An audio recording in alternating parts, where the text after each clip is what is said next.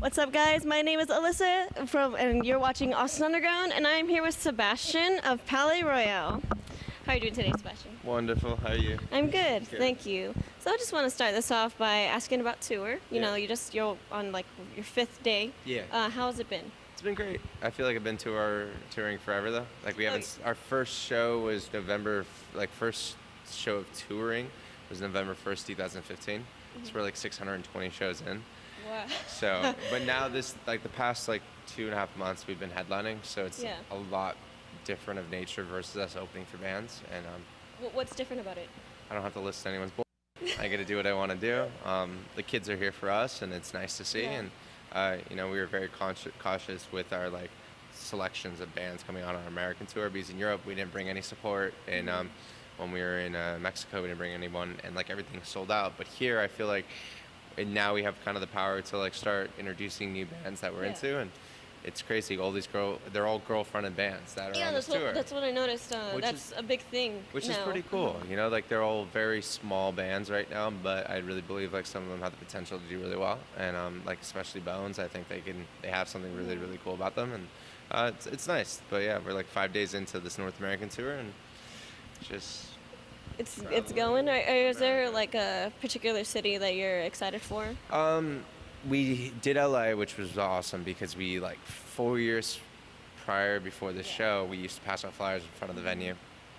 So that was kind of those moments. You're just oh shit, this is real for us, and selling it out 3.5 months in advance, and but yeah, New York sold out super quickly. So going back to these major markets, we're doing 1,200 people in Toronto, and that's our biggest show we've ever played in Toronto, even opening for people like Annie Black and you know, all these decent sized artists. So yeah, I'm really excited, but it's just another tour for us. Nice. Yeah.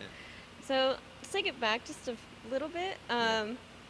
You formed a band with your brothers back when you were 16? Yeah. Somewhere around that age. Whose idea was it? I don't know. Collectively, we just all played music together. Yeah. Oh, nice. Yeah. So how's from the music before, when y'all produced way back then? Yeah. Totally different sound from what. I don't know. I think you just grow up. You grow up. I think that's the thing. With anyone, you go through these stages in your life, and I think a lot of people forget about. It was college for us, basically. If you look at it, we didn't go to school, so it was we learned our mistakes. We still are learning our mistakes, but. The big ones you really understood, do you really want to do this with your life? And that was a huge thing. So, you know, I know a lot of musicians get in their 20s, they can't handle the pressure of touring and the pressure of having responsibility. You know, when you're opening for people, no one really gives a shit about your band, and now you're at the point of responsibility of people are here for you, they're paying their hard-earned money to see you. You need to put a good show on, you need to constantly put out content and records, and the only reason we changed was solely because the music didn't make us happy, and music's the only career, you know, aside from film and whatnot, but you have to do something you truly are passionate about and care. I have to stand on that stage every day and play the songs, so I won't let anyone write our music for us besides ourselves, because it doesn't give you true growth as an artist. So yeah. So who would you say, you have, your sound is kind of like a vintage classic rock type feel to it, and y'all describe yourselves as a fashion art rock band. Willie said fashion art rock band solely because of how fickle the country of America is when it comes down to it. Because if you say rock music, they're oh, you sound like Nickelback or Creed, or you're a heavy metal rock band, and it's no, rock and roll has pop elements to it, and that's what it always has. It was catchy tunes, people looked cool, and Emerson does all the art.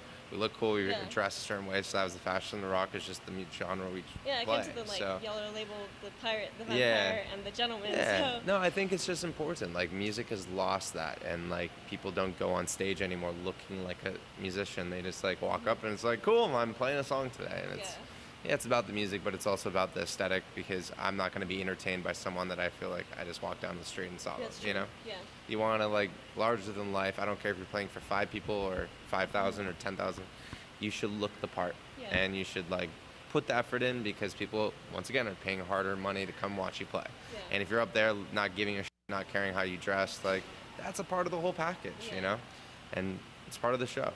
So what are your hopes for Palaye Royale? Because, like, y'all's fan base is so dedicated. Like, what do you see where I don't know. The whole goal for Palaye Royale is to change up what's been happening. Music's been on the same cycle for 60, 70, 100 years, whatever it is, you know?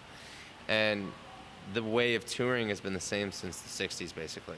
And venues are great, you know, that's where we got our start, but there needs to be a different platform of doing this, and I feel like the festival circuits has been a cool thing, but I think we just want to start growing into kind of building more of like Palaye Royale as a lifestyle in the sense that you are a part of this community, and less than like, you know, Woodstock brought that for a couple shows, but bringing that for, it's a part of a whole event. It's not you're coming to a venue, you paid your $30, $20, whatever it is, walk in, watch the band play, and buy a t-shirt, get the out.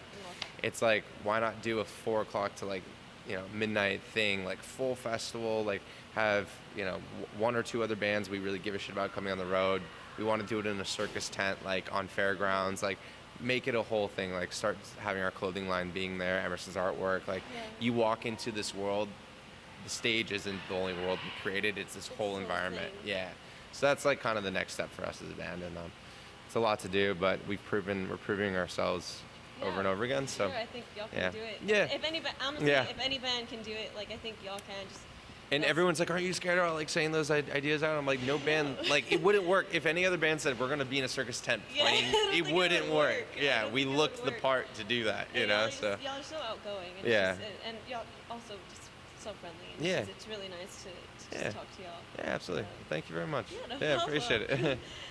But that's all the questions I have for you. Is there anything else that you'd like to add about the band, about yourself? No, just touring and making great music, and a lot more to come, and that's it. So, all right, sounds good.